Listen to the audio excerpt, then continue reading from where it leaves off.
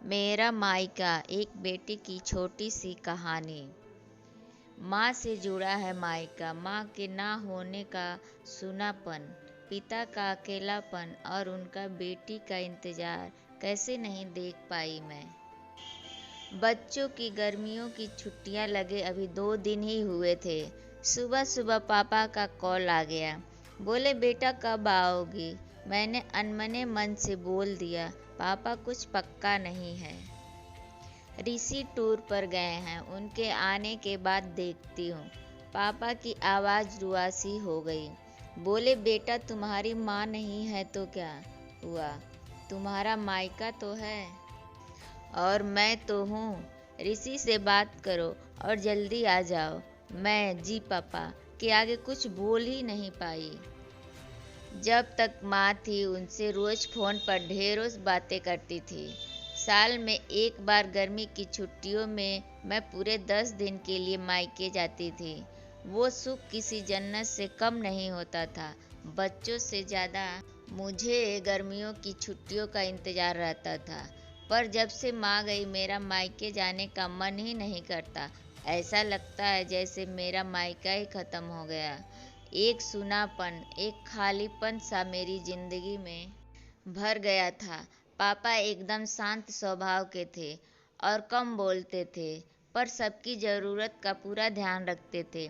ऐसा नहीं कि मैं पापा को प्यार नहीं करती थी, पर बचपन से ही मैं माँ के ज़्यादा करीब थी, या यूँ कहूँ कि वे मेरे दिल के सबसे करीब थी।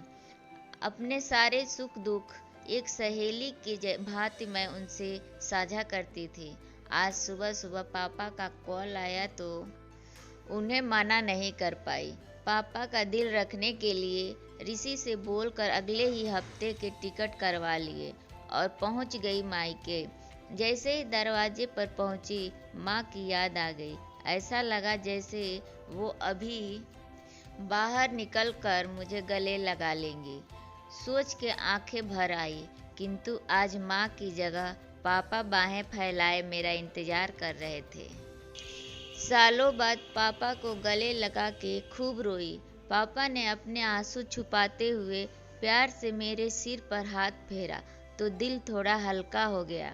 बहुत दिन बाद पापा को देखा, कमजोर लग रहे थे। वैसे तो भाई भाभी और पापा सभी मेरा बहुत ध्यान रख रहे थे। बच्चे तो अपने खेल और मस्ती में व्यस्त हो गए थे, पर ना जाने क्यों मेरी नज़रें हर पल जैसे माँ को ही ढूंढती थी। आज भी पापा पहले की तरह रोज खाने के बाद मेरी पसंदीदा मटका कुल्फी लाना नहीं भूलते थे।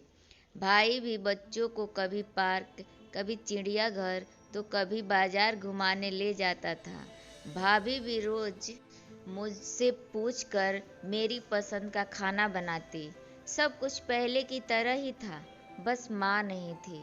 इस बार मायके में मेरा दिल नहीं लग रहा था। माँ की कमी मुझे बहुत खल रही थी। ऋषि को कॉल करके मैंने 2 दिन बाद का टिकट करवा लिया।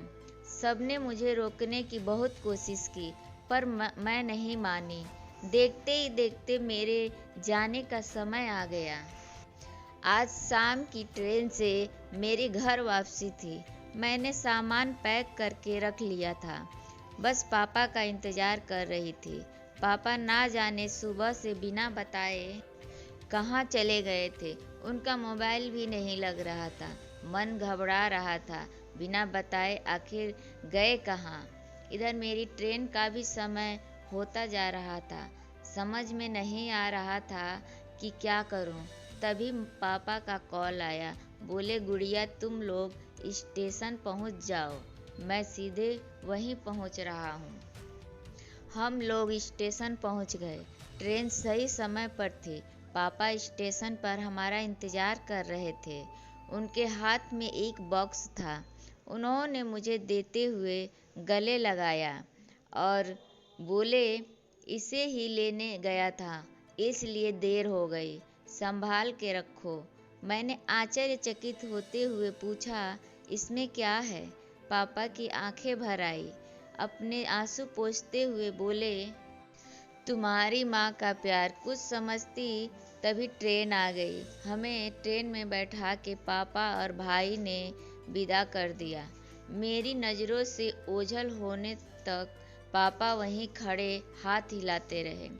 मैं भी एकटक ना जाने कब तक बाहर खिड़की से उन लोगों को निहारती रही। तभी बेटे ने आवाज़ दी और मेरे हाथों में एक चिट्ठी थमाते हुए कहा, मम्मी, नाना जी ने ये आपके लिए दिया है। मैंने तुरंत चिट्ठी खोली। मेरी प्यारी गुड़िया रानी, सदा खुश रहो। जब तक तुम्हारी माँ थी, तुम्हारी हर छोटी बड़ी बात का ख्याल रखती थी। मैं जानता हूँ कि मैं तुम्हारी माँ की जगह तो नहीं ले सकता, पर उनकी कमी की पूर्ति करने की कोशिश तो कर ही सकता हूँ। आज तुम्हारी माँ होती तो हमेशा की तरह अपने हाथों से तुम्हारे लिए पापड़ अचार बना के साथ भेजती। माँ के हाथ का तो नहीं, पर उसके स्वाद जैसा सब सामान एक दुकानदार से बनवाने की कोशिश की है। उम्मीद है तुम्हें पसंद आएगा। और हाँ बेटा, माँ नहीं है तो क्या हुआ, तुम्हारा मायका और हम तो हैं। पहले की ही तरह तुम्हारा इंतज़ार रहेगा। ढेर सारे प्यार और आशीर्वाद के साथ, तुम्हारे पापा। पत्र पढ़ते पढ़ते मेरी आंखों से अश्रुधारा बहने लगी। सहसा मेरे मुंह से निकला, आई लव यू पापा। बात छोटी सी थी, पर उसमें अथाथ प्यार समाहित था। ये सिर्फ मैं ही महसूस कर सकती थी। मायके से घर आए 1 महीना बीत गया था। अब पापा से रोज एक बार कॉल करके मम्मी की तरह घंटों बातें करती हूँ।